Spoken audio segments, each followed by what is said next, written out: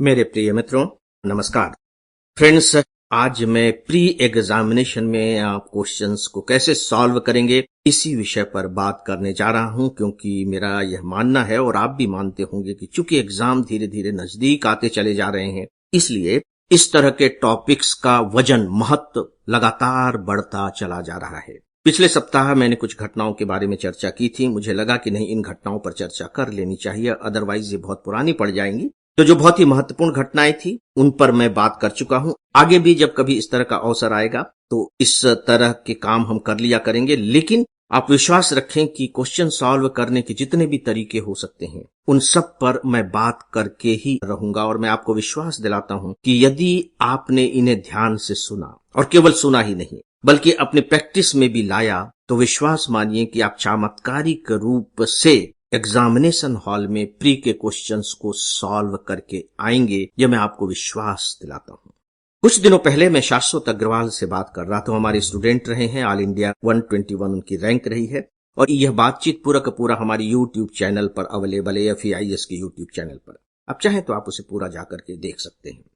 मुझे ध्यान आ रहा है कि उन्होंने एक घटना बताई थी कि प्री में जब वो क्वेश्चन पेपर सॉल्व कर रहे थे तो सॉल्व करने का उनका तरीका क्या था।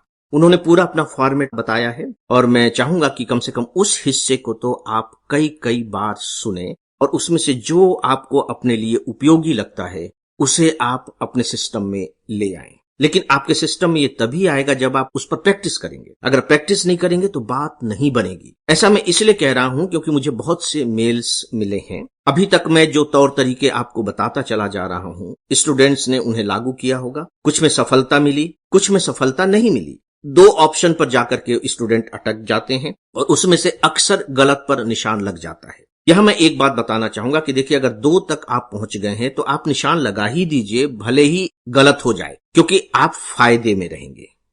राइट।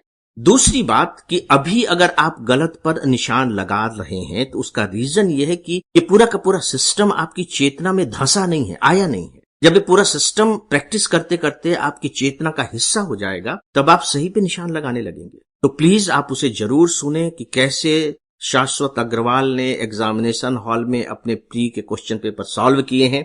उसमें दोनों है, जनरल स्टडीज फर्स्ट और जनरल स्टडीज सेकेंड। वे दोनों आपके बहुत काम के होंगे।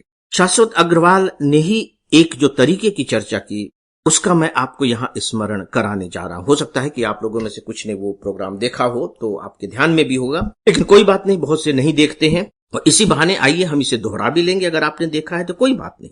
एक बड़ा विचित्र सा प्रश्न है। ये सेट ए का प्रश्न नंबर 19 है। विचित्र सा प्रश्न। विचित्र सा मैं इसलिए कह रहा हूं कि जब भी एग्जामिनेशन में आप इस तरह के प्रश्न पढ़ते हैं, आपका दिमाग रिएक्ट करता है कि यार ये भी कोई पूछने की बात है, ये भी कोई प्रश्न है, कहीं से भी उठा करके पूछ लेते हैं। बिल्कुल, क्योंकि ये आपके सिलेबस का उस तरह से हिस्सा ही नहीं है।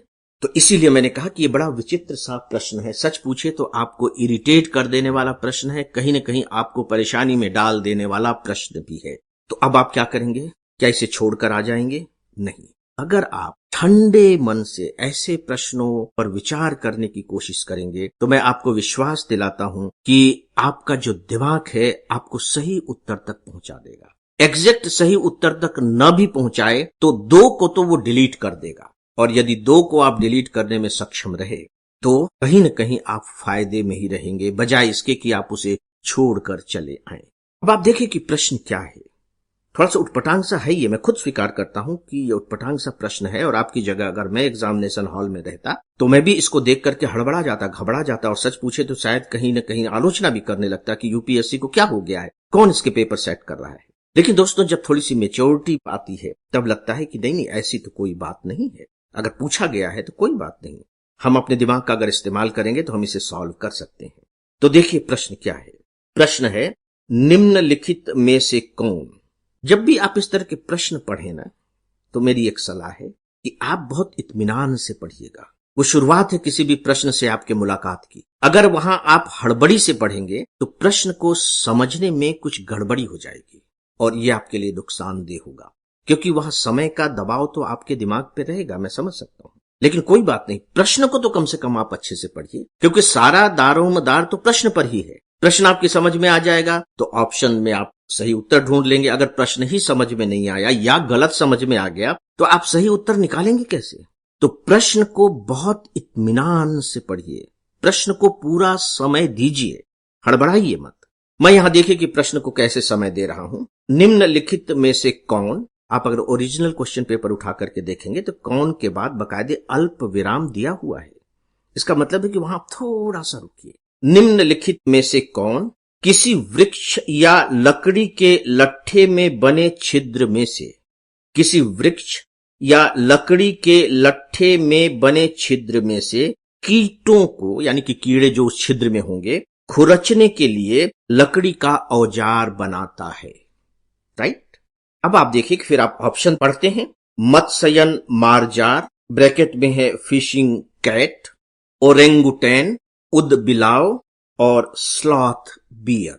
हो सकता है कि इनमें से कुछ जानवरों के बारे में आपने सुना ही न हो, जैसे स्लॉथ बियर। चलिए, भालू होता है, स्लॉथ बियर कोई अलग किस्म का भालू है, शायद आपको न मालूम हो। फिशिंग कैट, स्पेशली बिल्ली के बारे में मालूम होगा, लेकिन फिशिंग कैट क्या होता है शायद आपको न मालूम हो सकता है कि इस तरह के संकट आए आपके दिमाग में, और फिर आपका दिमाग कहेगा कि भाई आपको फिशिंग कैट के बारे में नहीं मालूम, उदबिलाव के व्यवहार के बारे में भी नहीं मालूम है, ओरेंगुटान के बारे में पता नहीं आप कितना जानते हैं, स्लॉथ बियर के साथ भी यही स्थिति है। तो जब आप इन जानवरों के बारे में जानते ही नहीं या किसी एक के बारे में ही नहीं जानते हैं तो इसे हाथ मत लगाइए, ये रिस्की है। आप अपने दिमाग का मूल्यांकन कीजिए। इस प्रश्न को सुनने के बाद आपका दिमाग आपके साथ किस तरह का व्यवहार कर रहा है, तब आप मेरी बातों को ज्यादा अच्छे से आत्मसात कर सकेंगे।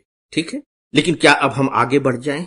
नहीं, हमें फिर अपने दिमाग का थोड़ा इस्तेमाल करना चाहिए। इसमें जो वो बात कहना चाह रहे हैं वो ये कि कोई एक पेड़ है, ठीक है, या लकड़ी का गट्ठा ही है, यानी कि सूखा हुआ पेड़ है या लकड़ी पड़ी हुई है जमीन पर, उसमें कोई एक छेद है और उस छेद में कीड़े हैं, कीड़े मकोड़े। अब उसको उन कीड़ों को खाना है, तो कैसे खाए? या तो इंतजार करता रहे कि कीड़े बाहर निकलेंगे तो मैं खा जाऊंगा, यही तरीका हो सकता है। या उसकी जीभ इतनी लंबी हो, उसके ऊंट इस तरह के नुकीले हों, चिड़िया जैसी, कि उसमें वो अपने मुंह डाल करके उसको खा ले। तो ऐसा तो कुछ है नहीं। वो कह रहा है कि उसको निकालने के लिए, खुरचने के लिए, अब उसको खुरचना पड़ेगा, निकालना पड़ेगा वहां से, लकड़ी का औजार बनाता है।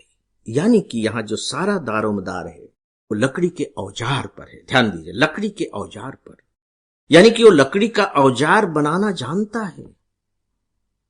ये सब कुछ है। तो क्या बिल्ली लकड़ी का औजार बना लेती है? तो आपको लगेगा नहीं, बिल्ली तो नहीं बनाती होगी। क्या भालू बना लेता होगा? तो आपको लगेगा नहीं, भालू को तो कभी हमने लकड़ी का औजार बनाते बनाते हाथ में लकड़ी लेकर के चलते हुए इस तरीके से तो देखा नहीं है। हाँ, वो जो तमाशे उमाशे दिखाते हैं, लकड़ी पकड़ा देते हैं, दो पैरों पर खड़े होकर वो पकड़ लेता है, वो बात अलग है। उदबिलाव नहीं, उदबिलाव के साथ भी हमने ऐसा नहीं सुना है। अब बात रह गई ओरेंगुटैन पर। अगर आप कभी म्यूजियम गए हो और ओरेंगुटैन अगर आपने देखा हो तो आप इस पर निशान लगा देंगे। ओरेंगुटैन बिल्कुल आदमी जैसा आपको दिखाई देगा, लेकिन भया हुआ, काला कलूटा, भालू जैसे उसके शरीर में बाल होंगे, लेकिन आदमी की तरह बैठा हुआ होगा। उसके नाक गाल सब आदमी की तरह होंगे, आदमी की तरह वो थोड़ा बहुत व्यवहार भी करेगा। बकायदे उसके दोनों हाथ फ्री हैं, क्योंकि वो बैठ जाता है तो उसके दोनों हाथ फ्री हैं। और यह माना जाता है कि मनुष्य के पहले की जो सीढ़ी रही है वो ओरेंगुटान जैसी ही रही है। आप गूगल में जाकर के इसका चित्र देख लीजिएगा। इसका मतलब है कि ओरेंगुटान के पास कहीं न कहीं थोड़ा सा दिमाग था और उसके दोनों हाथ आजाद थे, क्योंकि बड़े आराम से वो बैठा रहता है, बैठा ही रहता है वो, और आप उसे एक बार देख करके थोड़े से डर भी जाएंगे। तो वो औजार बना लेता होगा, और इस तरीके से ये जो ऑप्शन है ये सही ऑप्शन होगा। ये बात मैं नहीं बता रहा हूं, ये बात शाश्वत अग्रवाल ने बताई है। मैंने उसे अपने ढंग से आपके सामने एक्सप्लेन किया है, दैट्स ऑल। यानी कि शाश्वत अग्रवाल ने इस तरीके का इस्तेमाल किया प्रश्नों को सॉल्व करने के लिए। और आपको मालूम है कि इससे पहले कुछ प्रश्नों को मैंने इसी पैटर्न पर सॉल्व करके आपके सामने रखा था। आपको शायद वो मधुमक्खी वाला याद हो कि किस तरीके से वो अपने दोस्तों को, मित्रों को सूचना देता है कि इधर आ जाओ, यहां अनाज का भंडार है, ये है, वो है। तो दोस्तों, आप अपने दिमाग पर विश्वास कीजिए। चलिए, यूपीएससी पर आपका कितना विश्वास है नहीं है छोड़िए, आप अपने ऊपर विश्वास कीजिए, अपने दिमाग के ऊपर विश्वास कीजिए। ये प्रकृति की बहुत अद्भुत देन है जो हम सबके साथ है, बशर्ते कि हम इसका सही सही इस्तेमाल करना जाने। और सही इस्तेमाल करना तभी जान सकेंगे जब हम इसका सही इस्तेमाल करेंगे।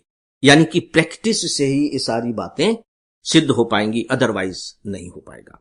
तो दोस्तों, आज इस विषय के बारे में बस इतना ही। न्यूज़पेपर की क्लिपिंग्स आप सबको प्रोवाइड कर रहा हूं। ईमेल लिखने वाले सभी मित्रों को धन्यवाद देता हूं। इन्हीं में से एक मित्र हैं महेंद्र चावड़ा जोधपुर से। महेंद्र जी, आपका बहुत बहुत आभार। और अब इस डेली ऑडियो लेक्चर को यहीं समाप्त करता हूं।